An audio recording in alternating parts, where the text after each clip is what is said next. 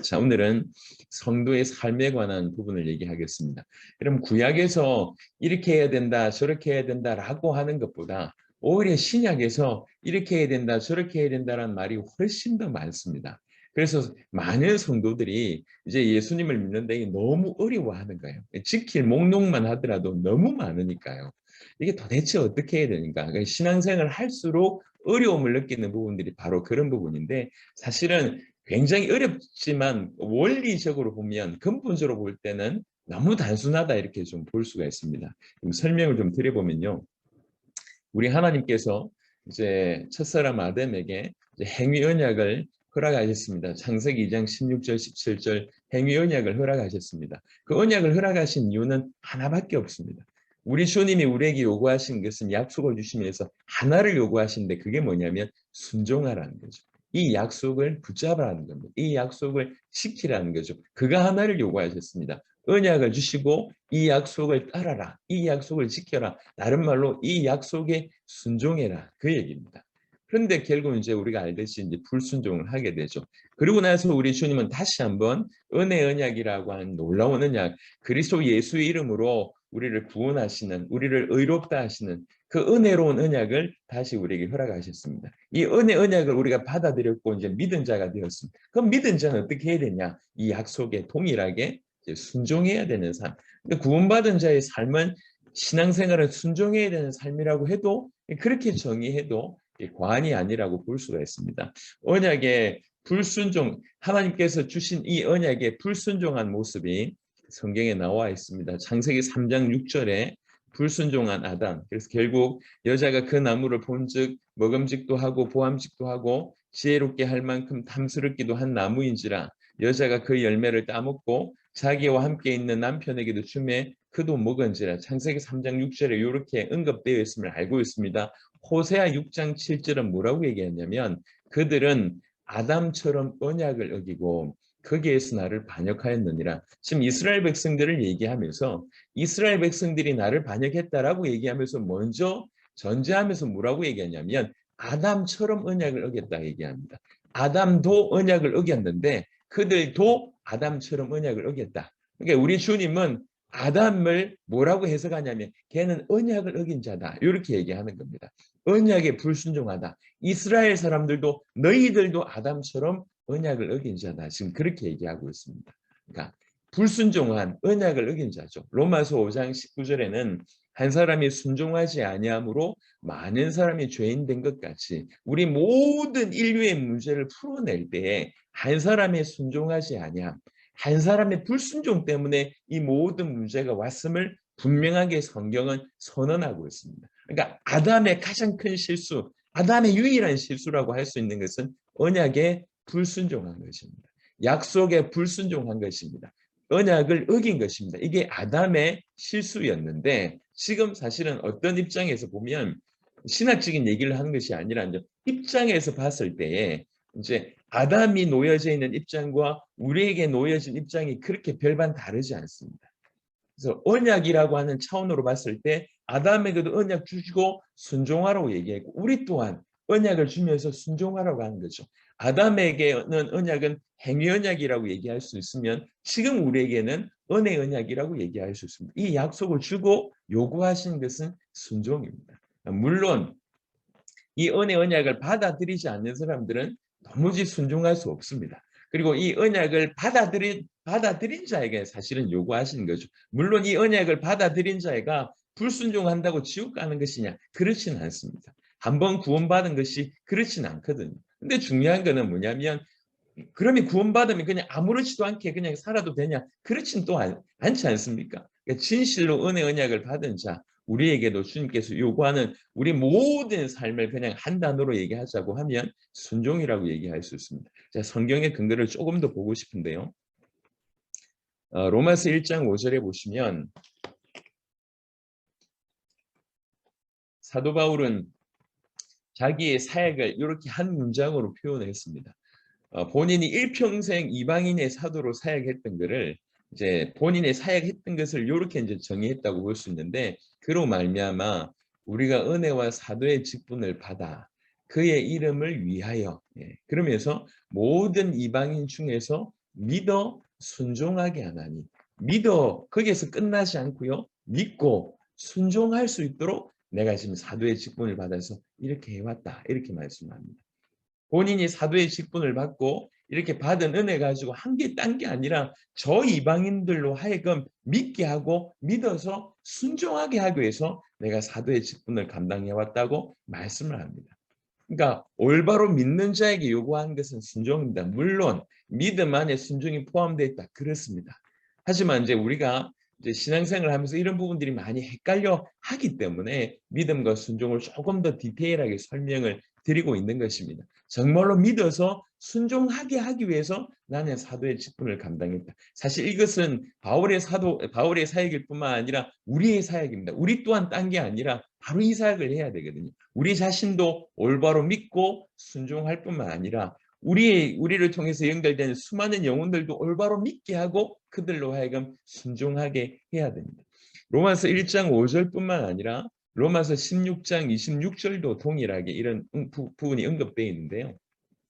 이제는 나타내신 바 되었으며 영원하신 하나님의 명을 따라 선지자들의 글로 말미암아 모든 민족이 믿어 순종하게 하시려고 요구하게 하시려고 알게 하신 바 그 신비의 계시를 따라 된 것이니 그 신비의 계시를 따라서 복음이 알게 되어졌다는 거죠. 그래서 궁극적인 목적은 뭐냐면 모든 민족이 믿어 순종하게 하시려고 이게 궁극적인 목적입니다. 우리에게 복음을 허락하신 궁극적인 목적입니다. 적어도 바울은 로마서 첫 부분과 로마서 끝 부분을 이렇게 설명하고 있습니다.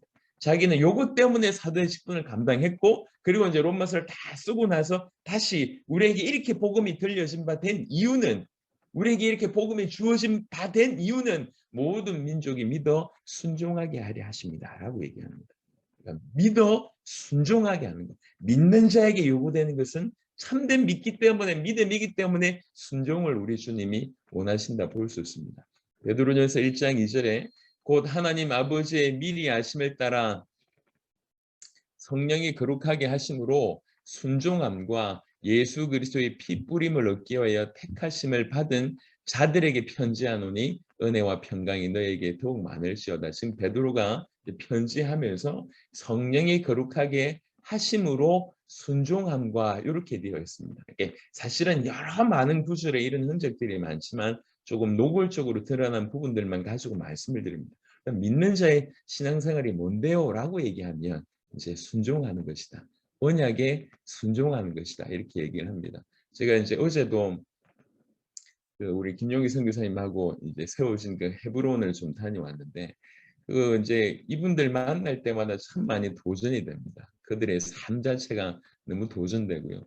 이제 평생을 이제 이렇게 자기를 돌아보지 않고 자기의 어떤 생업을 위해서 돈 버는 삶이 아니라 철저하게 하나님 나라의 부흥과 선교 완성을 위해서 뛰는 모습을 볼 때마다 참 많이 이제 도전이 됩니다. 그럼 이제 이분들이 쓰는 용어들을 보니까 사실 용어가 이제 우리가 쓰는 제가 쓰는 용어는 아니지만 그 중심이나 그 모든 부분들이 너무 공감이 많이 됩니다.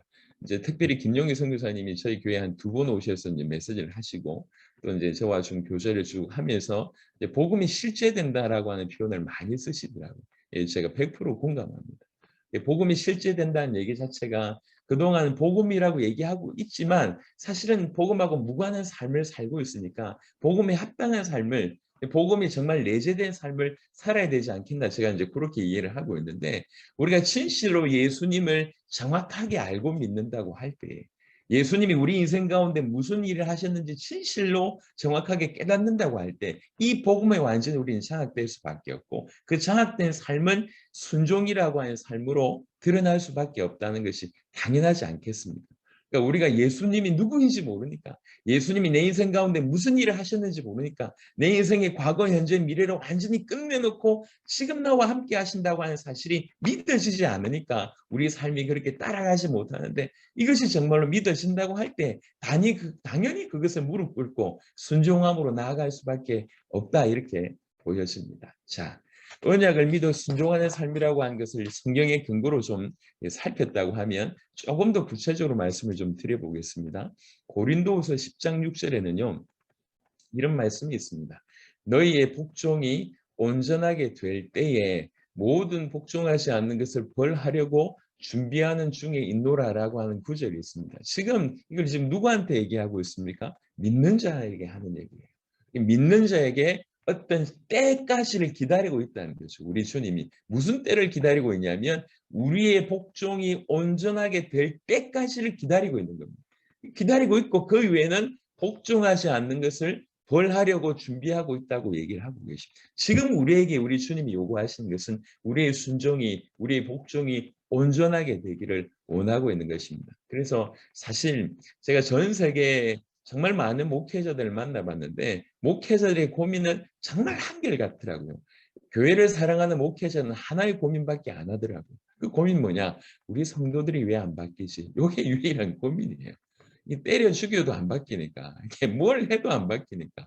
왜 이렇게 안 바뀌지? 이게 전 세계 많은 목회자들의 고민이더라고요. 물론 우리가 이 방법 저 방법 사용할 수 있지만 궁극적으로 그 사람을 바꾸는 것은 복음입니다.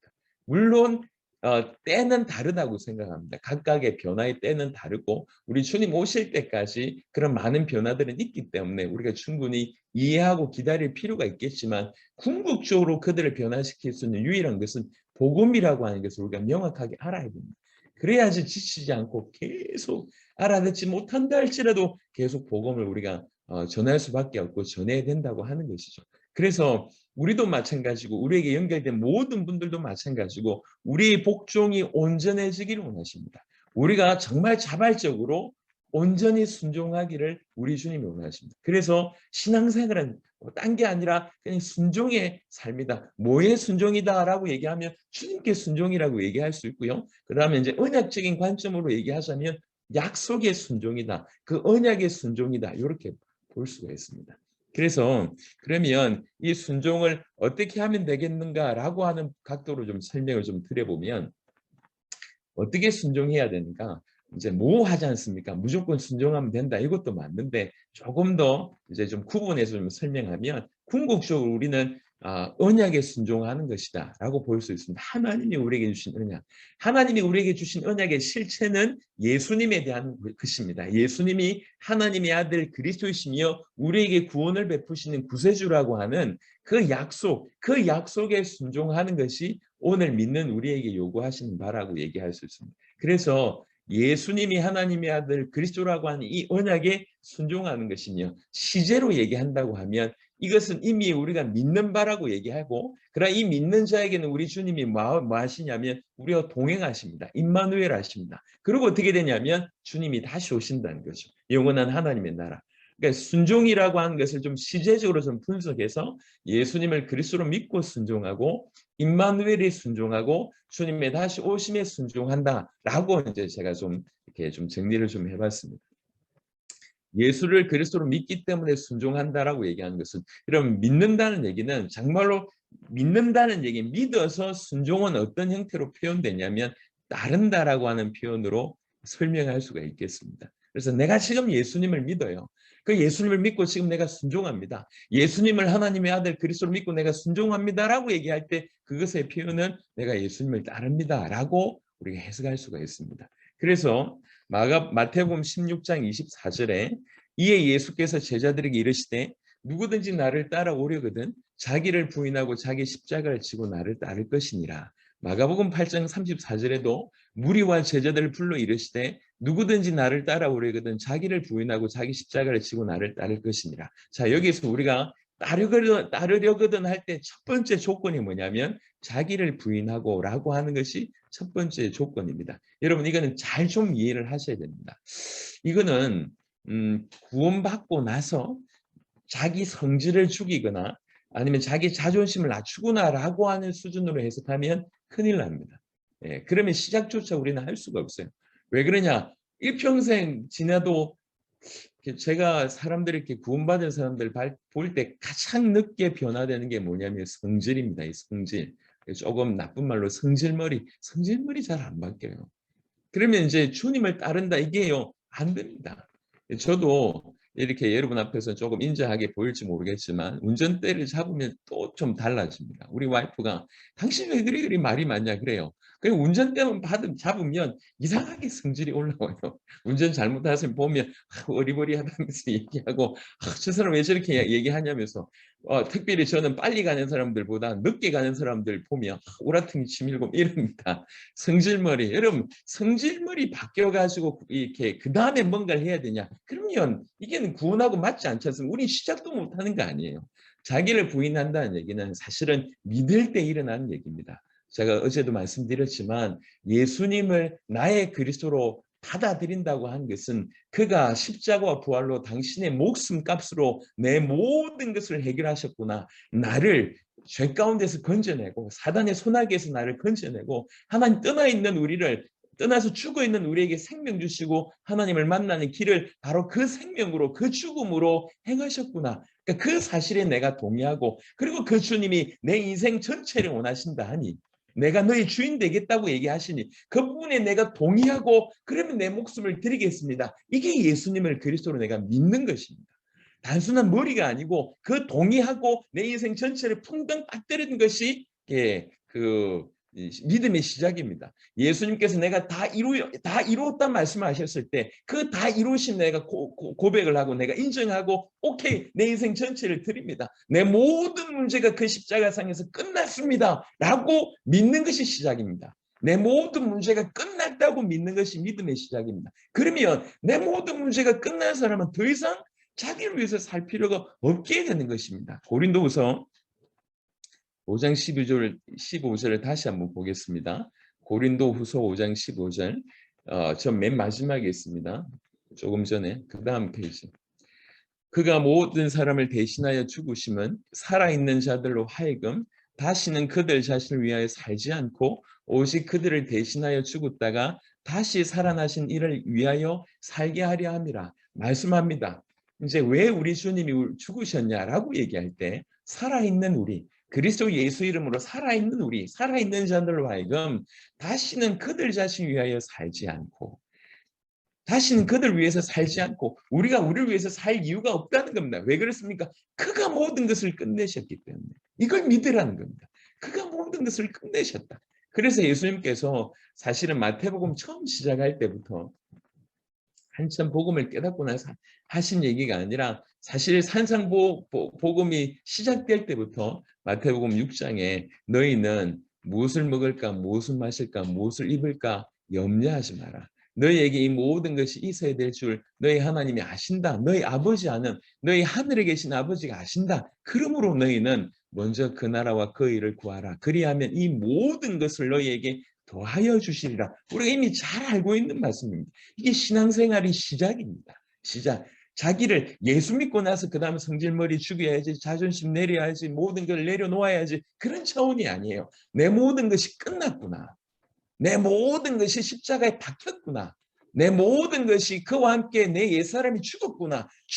이게 자기를 부인하는 것입니다. 그리고 나서 내가 죽었구나라고 하는 인정하는 삶이 우리 삶에서 드러나는 것이 이제 내려놓음이라고 하는 어떤 그런 표현이나 다른 것들로 이어지겠지만 실상은 제일 먼저 내가 죽지 않으면 신앙생활은 시작되지 않습니다.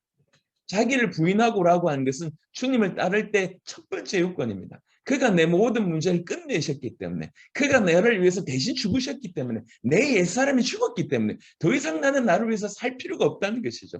로마서 6장 6절에는 이렇게 표현합니다. 우리가 알거니와 우리의 옛사람이 예수와 함께 십자가에 못 박힌 것은 이미 못 박혔다는 거죠. 죄의 몸이 죽어 다시는 우리가 죄에게 종노릇 하지 아니하려 함이니 갈라디아 5장 24절에 그리스도 예수의 사람들은 육체와 함께 그 정욕과 탐심을 십자가에 못 박았느니라 열심히 못 박아라 라고 얘기하지 않았습니다.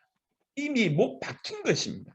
그리스도 예수 이름을 우리가 그분을 믿을 때 그분을 받아들일 때 온 인생을 다해서 내 인생 전체를 그분에게 던지기로 작정했을 때 그분을 나의 주인으로 모셔드렸을 때 이미 가장 먼저 시작되는 것이 뭐냐면 내 옛사람이 죽는 것입니다. 자기를 내 모든 문제가 끝났다고 하는 것을 내가 인지하는 것입니다. 그리고 나서 더 이상 내가 나를 위해서 살지 않습니다. 믿지 않는 자들의 삶의 특징은 자기를 위해서 삽니다. 근데 교회 안에 있지만 믿지 않는 자들 또한 자기를 위해서 예수님 이용합니다. 그러면 저기 그 무당들 그다음에 이제 이렇게 뭐 여튼 그 우상들 섬기시는 분들 보시면 알겠지만 무당치고 죄송합니다. 무당치고 아니 무당 섬기는 귀신치고 뭐 우상치고 잘생긴 놈 없어요. 전부 이상하게 생겼습니다. 전부 험악하게 생겼습니다. 왜 섬길까요? 그분들이. 왜 우상을 섬기고 저렇게 할까요? 함합니다. 자기를 지켜줄 것 같아서.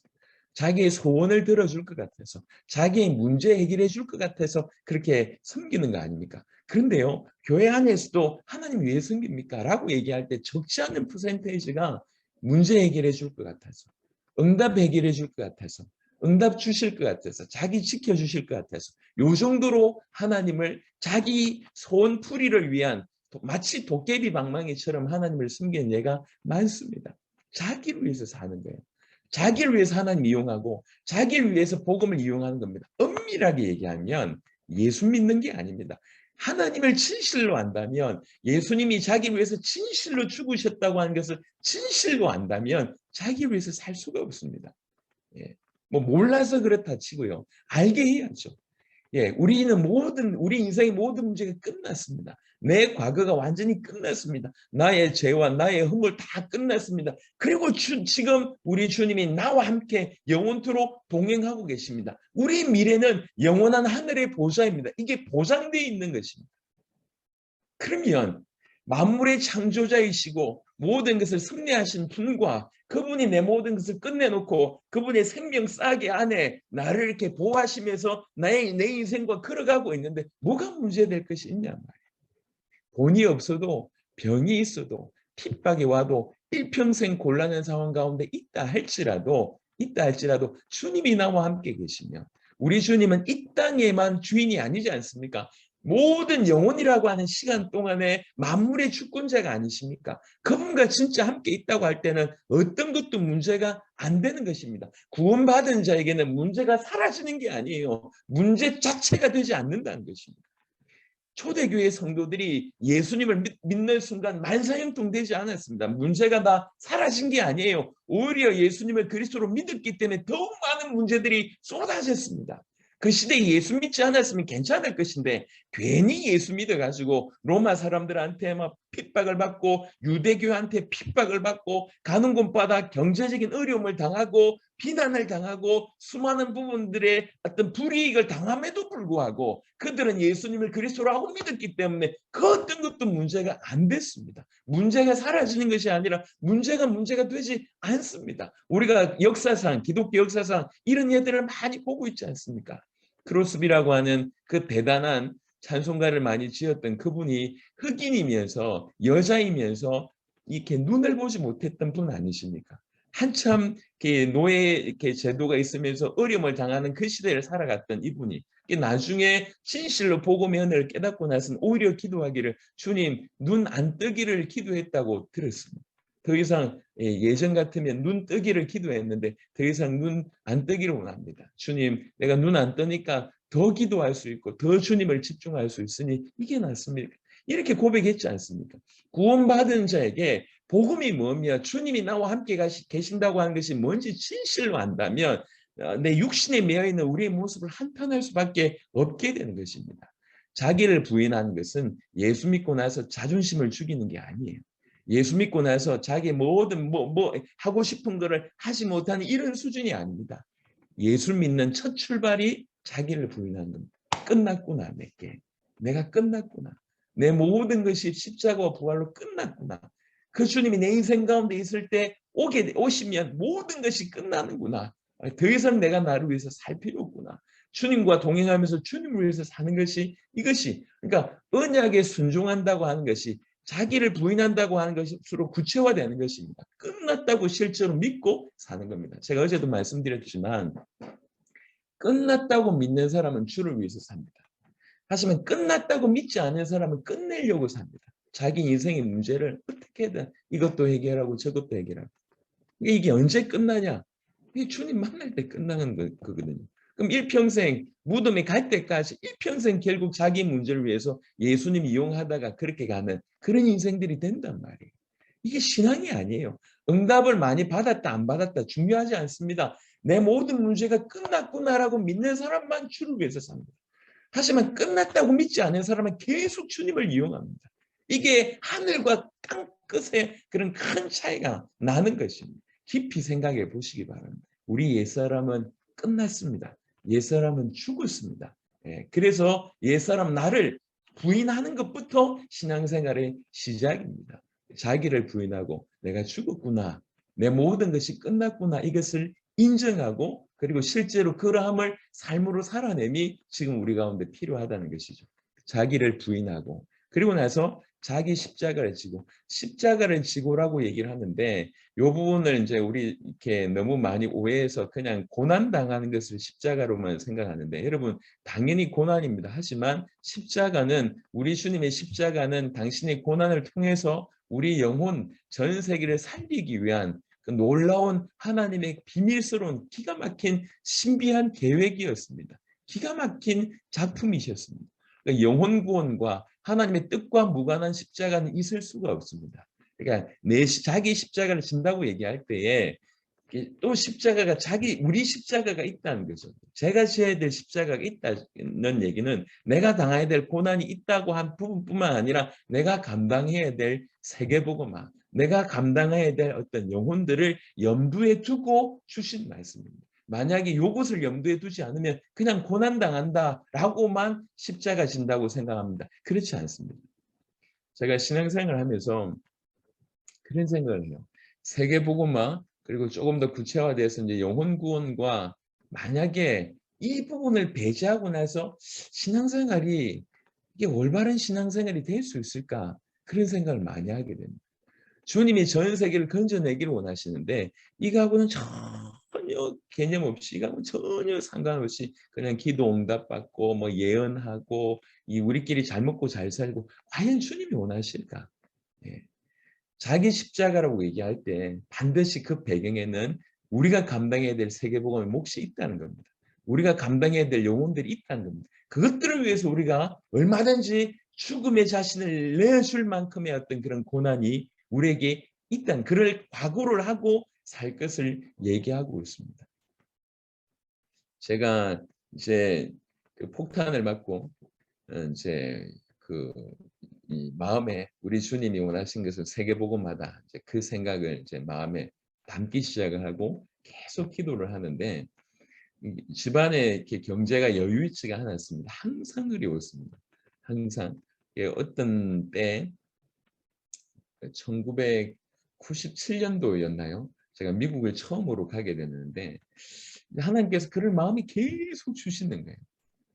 계속 마음에 주셔서 미국에 가서 이렇게 짧게라도 좀 사역을 단기 선교로 좀 하고 와야 되겠다는 어떤 그런 중요한 때가 있어서 기도하는데 어느 정도 경제가 없었냐면 여권을 만들어야 되잖아요.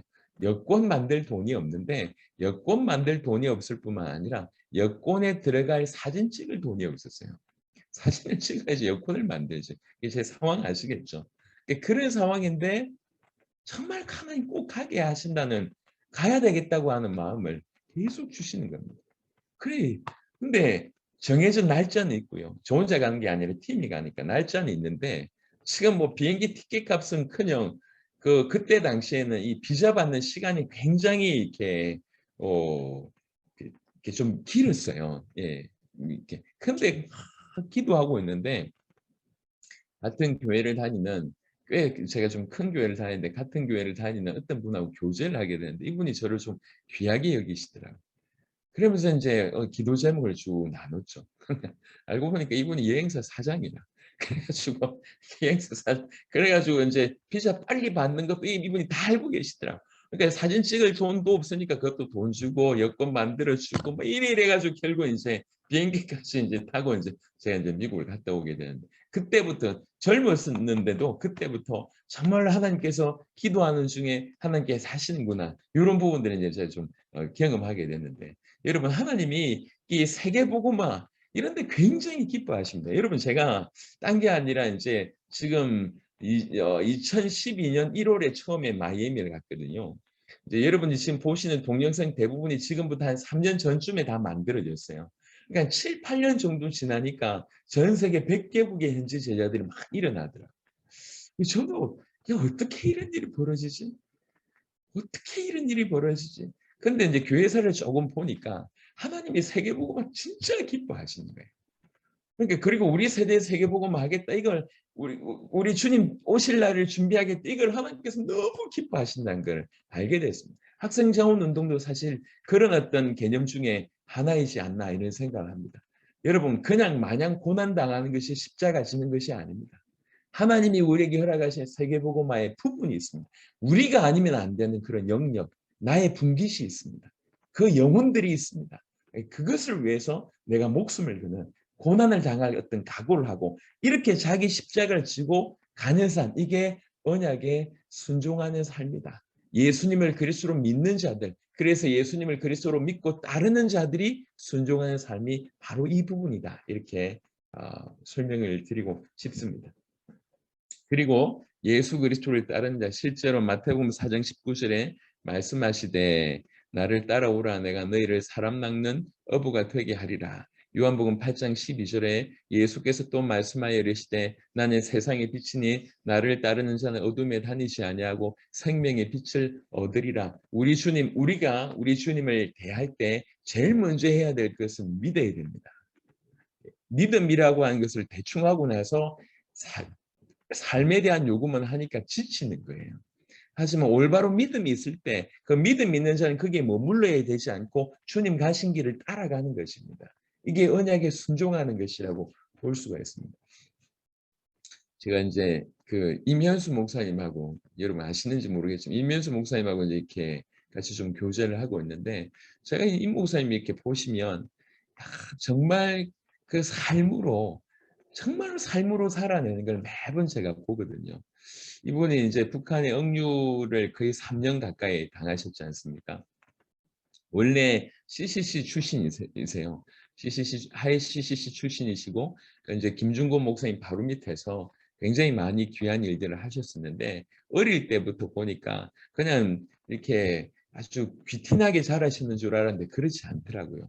많은 어려움이 있었더라고요. 여하튼 그래서 CCC의 그 많은 일을 하다가 마음에 진실로 북한 선교해야 되겠다. 북한 복음만 해야 되겠다는 마음을 젊으셨을 때 이분에게 주어진 겁니다. 근데 이제 남한 사람이 북한을 갈 수가 없지 않습니까? 그러니까 그때부터 북한 복음을 위해서 기도하다가 계속 기도하다가 길이 열리지 않습니까? 그래서 이제 내가 캐나다나 미국 시민권을 가지고 있으면 갈 수 있겠구나. 이래가지고 북한 선교하기 위해서 캐나다를 갑니다. 캐나다 가는데 이분이 워낙 삶으로 살아내시니까 그 캐나다 조그만 교회 그때 성도가 5명인가 5가정밖에 없었던 그 교회 원로 목사님 계셨는데 원로 목사님이 이 목사님 보고 너무 귀한 거예요. 그래서 원로 목사님이 빨리 담임 목사님으로 이제 이렇게 임 목사님을 모신 거예요. 그래서 5명인가 5가정밖에 없는 그 교회를 가지고 좀 목회를 하는데 원래도 이분이 세계복음화의 마음이 있으니까 계속 선교를 나가는 겁니다. 제가 들어보니까 그 선교가 대단한 일들을 많이 하셨더라고요. 그런 중에 이제 그 북한의 문이 열린 겁니다. 그 북한이 문이 열려서 북한에 150번 이상 들어가고 550억 이상을 지원하는 중에 그 많은 일들을 했는데 정권이 바뀌면서 이제 그 앞정권을 미워하는 그 이 장성택 이 주를 미워하는 사람들 꿰매 빠져가지고 결국 이제 감옥에 들어가게 됩니다. 우리나라 시민권을 가지고 있었다고 하면 이제 이렇게 사형이 됐는데 처음에 사형 선고 내렸는데 사형 못 시키고 이렇게 캐나다 시민권이기 때문에 그래서 이제 억류를 이제 3년 가까이 하신 겁니다. 그리고 기적적으로 이제 그냥 무기징역이었는데 언제 나올 줄도 모르는 그런 상황 가운데 기적적으로 3년 만에 이렇게 이제 석방이 되신 거죠. 그래서 뭐 대서특필나고 대단했지 않습니까? 지금도 이제 이렇게 이후에 그 삶을 이렇게 쭉 보시면 진짜로 매 순간 주님 앞에 순종하는 그런 삶을 살고 계세요. 이미 이분은 우리는 목숨을 걸고 싶어요. 주님 목숨 겁니다. 이렇게 얘기하지만 이분은 실제로 목숨을 실제로 걸었던 분이지 않습니까? 그리고 지금 캐나다 큰빛교회 은퇴하시고 나서 정말 민족 복음화, 북한 복음화를 위해서 헌신하고 계시거든요. 그러니까 이제 삶을 좀 이렇게 좀 가까이 있어서 볼 수가 있는 기회인데 뭐 새벽부터 시작해서 집회. 그러니까 저한테 지난번에 자기는 두 가지 준비를 한대요. 하나는 죽을 준비를 하고 하나는 설교 준비를 한대요. 매 순간 순종의 삶으로 그렇게 살아내시더라고요. 참 귀한 분이다 생각을 합니다. 그러니까 그냥 이 좀 이렇게 이 정도 했으니까 됐지 이게 아닙니다. 계속 주님을 쫓아가는, 주님을 닮아가는 거예요. 그 정도 했으면 정말 많은 분들이 귀감이 될 건데 여전히 부족하고 여전히 더 순종해야 될 것처럼 계속 삶을 살아가십니다. 맞다고 저는 생각합니다. 우리가 순종한다고 하는 것이 막연하지 않습니다. 우리가 정말로 예수님을 믿는다고 하면 내 자신을 부인하고, 예수님을 믿는다고 하면 그분을 따라가야 된다니까. 내 자신을 부인하고 자기 십자가를 지고 예수님을 따르는 자로 사는 것이 순종의 삶이 아닌가 생각을 합니다. 자, 어떻게 우리가 순종해야 되는가? 믿는 자의 삶은 순종이다. 근본적으로 조금 더 설명하면 언약에 순종합니다. 그 언약의 순종함이 도대체 뭔가라고 얘기한다고 하면, 시제로 얘기하면 예수님을 그리스도로 믿고 그 다음에 임마누엘로 살고 주님의 다시 오심, 이 언약 전체에 대한 순종이라고 얘기할 때 앞부분은 예수를 그리스도로 믿고 순종하면 이렇게 설명할 수 있고, 두 번째 지금 우리 주님과 임마누엘은 이렇게 설명하고, 세 번째 주님 다시 오시면 이렇게 순종하고, 이렇게 지금 이제 정리를 좀 했습니다. 그래서 두 번째, 우리가 다 알고 있는 내용이지만 우리는 이제 임마누엘, 우리 예수님을 하나님의 아들 그리스도로 진실로 믿었을 때 우리 모두는 바로 임마누엘의 축복에 있는 것입니다. 이걸 조금 더 나누어서 설명해 보면 우리는 주님과 함께 살고 있고, 그래서 주를 위해서 살아야 되며 성령을 따라 행해야 된다. 이렇게 좀 정리를 했습니다. 요한복음 14장 16절부터 17절에 내가 아버지께 구하겠으니 그가 또 다른 보혜사를 너에게 주사 영원토록 너희와 함께 있게 하리니 그는 진리의 영이라 세상은 능히 그를 받지 못하나니 이는 그를 보지도 못하고 알지도 못함이라. 그러나 너희는 그를 아나니 그는 너희와 함께 거하시며 또 너희 속에 계시겠습니다. 우리와 함께 우리 속에, 그런데 영원토록. 이게 우리 예수님께서 보혜사에 대해서 얘기하신 내용입니다. 우리와 함께 우리 속에 그리고 영원토록, 이게 우리가 받은 임마누엘의 복입니다. 그리고 로마서 14장 8절에 보면 우리가 살아도 주를 위하여 살고 죽어도 주를 위하여 죽나니 그러므로 사나 죽으나 우리가 주의 것이로다. 고린도전서 10장 31절에 그런즉 너희가 먹든지 마시든지 무엇을 하든지 다 하나님의 영광을 위하여 하라. 우리 모든 삶은 언약의 순종함입니다. 그 언약의 순종은 내가 매 순간 예수님을 그리스도로 믿고 순종하는 것이고, 또 내가 지금 우리에게 임마누엘이 되었다라고 하는 이 사실을 실제로 믿으면서 동행하는 것입니다. 그러니까 임마누엘에 순종한다는 얘기 딴 것이 아니라 그분이 나와 함께 계시고 영원토록 계시다고 하는 것을 믿을 뿐만 아니라 바로 이렇게 구체적으로 살아도 주를 위하여 죽어도 주를 위하여 무엇을 하든지 하나님의 영광을 위하여, 이게 바로 언약의 임마누엘에 순종하는 어떤 구체적인 모습이 아닌가 생각합니다. 그뿐만 아니라 갈라디아 5장 16절에 내가 이르노니 너희는 성령을 따라 행하라. 그리하면 육체의 욕심을 이루지 아니하니라. 성령은 실제로 하나님이십니다. 그냥 에너지가 아니지 않습니까? 인격적이신 분이십니다. 우리 속에 계셔서 우리와 대화하기를, 교제하기를 끊임없이 우리에게 말 걸어오시는 분이시라고 알고 있습니다. 그러니까 계속 이 성령께서 우리에게 말씀하신 대로 인도를 받는 것입니다. 따라가는 것입니다. 제가 어제도 말씀을 좀 드렸지만 우리가 궁극적인 것을 놓치면 성령의 인도라고 하는 것들이 굉장히 모호해질 수밖에 없다고 생각합니다. 죄송하지만 밥 먹고 사는데 그렇게 성령 인도가 많이 필요하냐? 사실은 매 순간 필요하지만 그렇게 민감하게 밥 먹고 사는데 성령 인도 받는 사람들이 별로 없더라고요. 하지만 정말로 민감하게 주님의 어떤 뜻을 이루는 부분, 세계복음화를 이루는 부분, 제가 이제 해외를 가면 이제 쉬는 시간 이후에 잠시 여러분에게 보여드릴 영상이 2019년 한 해 동안 무슨 일이 있었는지를 제가 좀 보여드릴 건데요.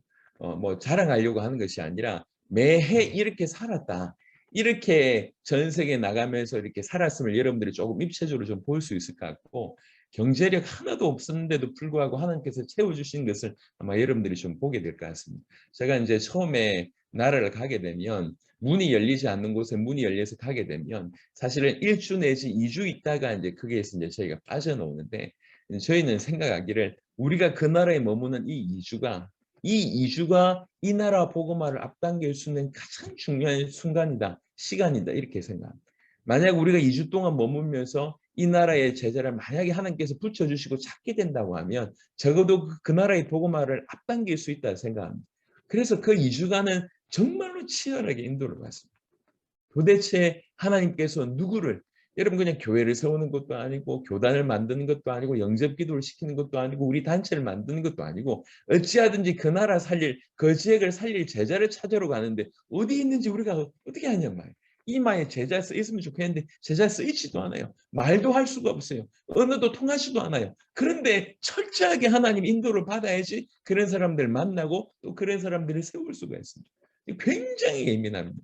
제가 지금은 해외를 나가도 우리 팀들하고 사역을 할 때 그닥 이렇게 예민하게 굴지 않습니다. 하지만 처음에 초창기에 사역을 나갔을 때는 굉장히 예민했습니다. 그러니까 우리가 이 순간 1초 인도받는 것이 이 나라 복음화를 앞당기는 것이다. 만약 우리가 이 하나님이 주신 인도를 놓친다고 얘기할 땐 이 나라의 복음화는 또 미뤄주는 것이다. 미뤄지는 것이다. 이 나라에 있는 이 시간, 이 2주간, 뭐 1주밖에 없는 이 시간을 우리가 최대한 인도를 받으면서 그러니까 모든 사건에, 모든 만남에, 모든 사람이 열려 있는 거예요. 하나님께서 우리를 어떻게 인도하실지. 그러면서 이제 인도를 이제 받았는데 이게 해보니까 그렇게 성령 인도를 민감하게 받아보니까 이게 너무 중요하다고 하는 생각들을 알게 됐습니다. 여러분 그냥 제가 이제 우리 성도들한테 농담으로 얘기하는데 평상시에 성령 인도 받는 아주 노하우가 있다. 노하우가 뭐냐? 네 생각하고 반대로 해라. 그러면 거의 90% 이상 성령 인도 받을 것이다. 우리가 무의식적으로 하는 이것들이요 정말 성령하고 상관없어요. 이게 죄에 찌들어서 이제 사단에게 완전히 찌들어서 하나님 떠나서 내 스스로 사는 것에 찌들어서 그냥 무의식적으로 하는 대부분은 복음하고 상관없습니다. 성령을 따라 행해야 됩니다. 성령 인도를 받는 것이 우리를 통해서 다 살아날 수 있습니다. 아까 말씀드렸습니다. 우리는 지금 아무 것이 없어도 괜찮습니다. 우리가 올바른 복음이 있고 주님의 다시 오심이라고 하는 것이 우리의 유일한 목적이 된다고 하면, 목적이 된다면 길은 이제 이렇게 그 순간순간 하나님의 인도를 받기만 한다고 하면 암만 사람이 무능하고 뭐 경제가 없고 뭐가 없다 할지라도 하나님 그 사람을 사용하실 것입니다. 그런 부분이 제가 정인이기 때문에 그렇습니다. 저는 항상 평균 이하다 이렇게 제가 생각하고 있어요. 그래서 제가 좋아하는 한때 좋아했던 프로그램 중에 하나가 무한도전이었습니다. 무한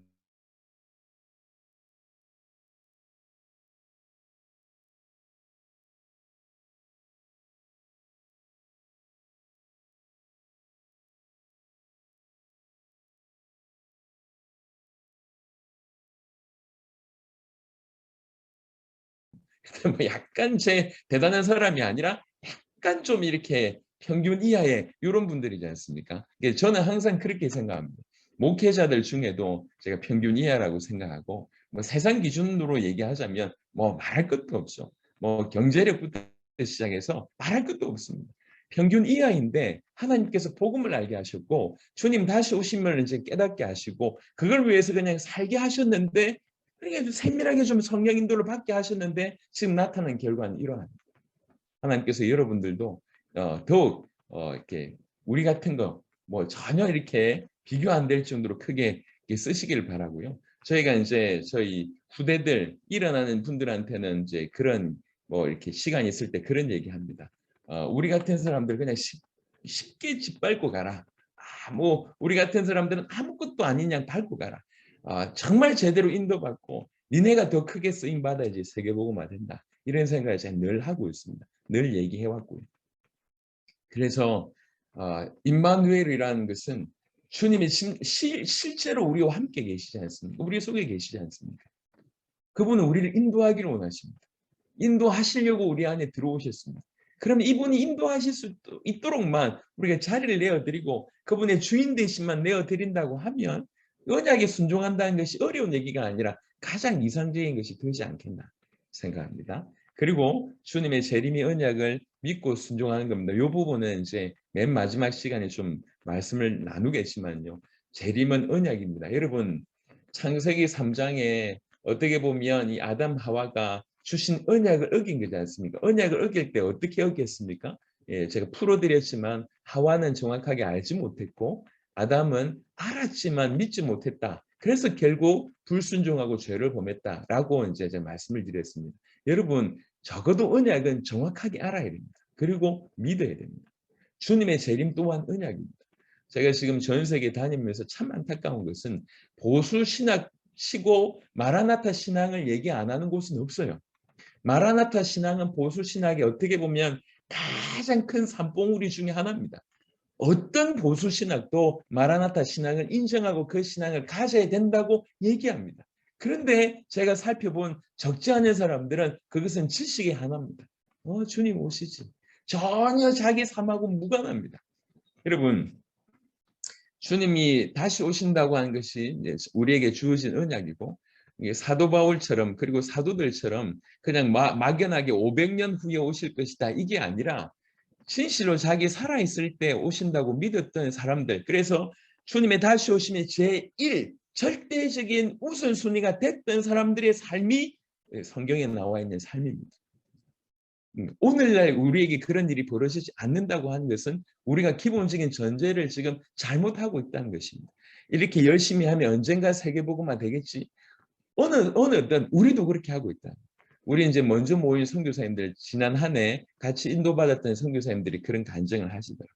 내가 세계복음화 하려고 선교 현장에 나갔는데 막상 나가보니까 해야 될 일도 많고 또 신경 써야 될 것도 많고 나는 정말 내 인생을 드리고 주님 오심을 위해서 세계복음화 위해서 내 인생을 바쳐서 들어갔는데 점점 더 이게 세계복음화는커녕 이 지역복음화도 힘들다고 하는 생각들이 어느 순간에 들어가기 시작하면서 세계복음화는 점점 사라지고 어쨌든지 내 사역, 어쨌든지 내 하는 일 여기에만 이제 집중했다 이런 고백들을 하시더라고요.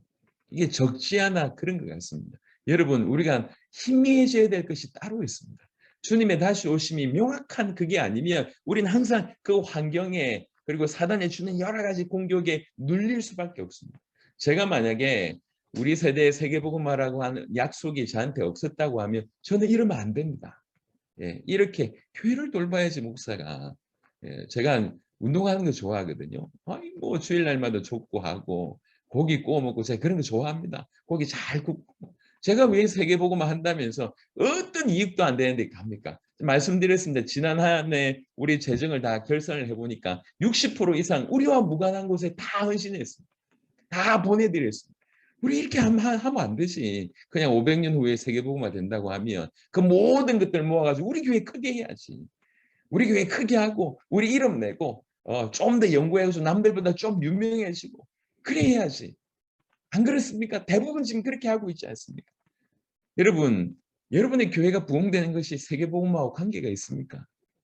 많은 사람들은 세계복음화를 위해서 자기 교회를 부흥시켜야 된다고 얘기합니다. 그래놓고 세계복음화는 이후에 온데간데 없이 사라지고 그냥 구호일 뿐이에요. 무조건 자기 교회 부흥돼야 된다고 합니다. 교단도 마찬가지입니다. 교단이 커져야 된대요. 사역도 마찬가지입니다. 커져야 된대요. 단체도 마찬가지입니다. 커져야 된답니다. 다 세계복음화를 부르짖으면서 합니다. 하지만 어느 순간 세계복음화는 그냥 열심히 하고 나서 남는 거 뭐 짜투리 얼마를 하는 이 정도입니다. 세계복음화가 그토록 소원인데 교회 재정 중에 겨우 1%, 2%, 5%, 10% 말이 안 되는 거 아닙니까? 뭔가 중요한 걸 지금 놓친 거예요. 그래서 우리가 다시 설정 자체를 우리가 주님 다시 오심이라고 한 이 약속을 명확하게 알고 믿고 시작해야 됩니다. 그게 순종하는 것입니다. 마태복음 16장 28절에 진실로 너에게 이르노니 여기 서 있는 사람 중에 죽기 전에 인자가 그 왕권을 가지고 오는 것을 볼 자들도 있느니라. 할렐루야. 여러분에게 그런 은혜가 있게 되길 바랍니다. 이건 그냥 기록된 성경 말씀을 넘어서서 우리에게 믿음을 요구하시는 말씀이라고 생각합니다. 마태복음 24장 14절에 이 천국 복음이 모든 민족에게 정언되기 위하여 온 세상에 전파되리니 그제야 끝이 오리라. 여러분 지금 말세의 진말에 일어날 수많은 자연적인 어떤 일들 뭐 기상이변이나 뭐 처체 기근이나 지진이나 전쟁이나 이런 것들은 이제 성경에 예언되었던 말세에 일어날 일들은 거의 다 일어났습니다. 하나만 안 일어납니다. 언제 주님 오십니까? 이 천국 복음이 모든 민족에게 정언되기 위하여 키는 정언되기 위하여 이것입니다. 여러분 잘 아셔야 됩니다. 정언되기 위하여 전파되는 것입니다. 이 차이를 다음 시간에 말씀을 좀 드리려고 했는데 나왔으니까 말씀을 드리겠습니다. 여러분 정언과 전파가 약간 각도가 다른데 그래서 이렇게 예를 들면 뭐 우리나라나 전 세계 뛰어난 선교 단체들은 한국은 복음화됐다고 얘기합니다. 왜 그러냐? 다 예수님 아니까. 다 예수 이름이 전파됐으니까. 그리고 미국도 복음화됐답니다. 다 예수 이름 아니까. 전파에 포커스를 두는 거예요. 그래서 이런 분들은 뭘 얘기하고 있냐면 저기 아프리카 밀림이나 뭐 저 북인도 같은데 예수 이름 들어보지 못한 그 민족들에게 예수 이름이 전파되면 끝난다고 생각합니다. 근데 성경은 조금 보시면 저는 약간 다른 각도입니다. 그럼 전파가 아니라 정언입니다. 제가 엘살바도르 가니까 어떤 분이 찾아왔어요. 찾아와서 하시는 말씀이 자기는 비행기 전도를 한대요. 비행기 전도? 이게 무슨 말이냐 하니까 이렇게 비행기를 타고 전도한대요. 엘살바도르에 섬이 좀 많은 것 같아요. 그러니까 비행기를 타고 쭉 낮게 날면서 스피커로 전도하는 겁니다. 예수 믿으세요! 예수 믿으세요! 이러면서 전도하는 거예요. 그래서 전파됐대요. 그래서 예수 믿으세요. 전파됐대요. 자, 예수 이름 들어봤잖아요. 그겁니까? 예수 이름 들어보면 예수 이름 알면 전파된 것입니까? 그러면 세계복음화 된 것입니까? 아닙니다. 모든 민족에게 정언되기 위하여 정언이라고 하는 것은 이제 정인이 정말 생명 걸고 있는 바를 자기가 보고 들은 바를 얘기하는 것입니다. 모든 민족에게 예수가 누군지를 정언되어야 됩니다. 이게 더 포커스. 이거 하기 위해서 전파된대요. 예수 이름. 그러니까 예수 이름 누구지라고 얘기할 때 이런 분이야라고 하는 이 핵심이 더 키라고 이제 생각합니다. 모든 민족에게 정언되기. 그래서 그런 의미로 볼 때 우리나라가 지금 복음화 됐냐? 복음화 안 됐습니다. 모든 사람이 예수 이름은 알지만 모든 사람이 예수가 누군지를 전언받아 본 적이 거의 없습니다. 제 말이 좀 이해되실지 모르겠지만 여러분들이 어떻게 받아들이실지 모르겠지만 생각은 한번 해보자는 거죠. 많은 사람들이 모든 사람들이 예수 이름 그 이름 예수라고 하는 단어는 들어보셨을 겁니다. 하지만 예수가 누군지 전언받아 본 적이 많지 않다는 거예요. 심지어는 교회 안에 있는 사람들도 예수가 누군지 모르는 마당에 저 교회 밖에 있는 사람이 예수가 누군지 알겠냔 말입니다. 예수 그리스도라고 얘기하지만 사실은 모르고 있습니다. 그러니까 그들에게 예수가 그리스도라고 증언해야 될 일이 우리입니다. 그렇다고 얘기할 때 한국은 지금 제가 생각할 때 퍼센테이지를 얘기를 못 하겠고요. 아주 낮은 퍼센테이지로 한국은 복음화 됐다. 복음화가 아직 덜 됐다 이렇게 설명할 수 있을 것 같습니다.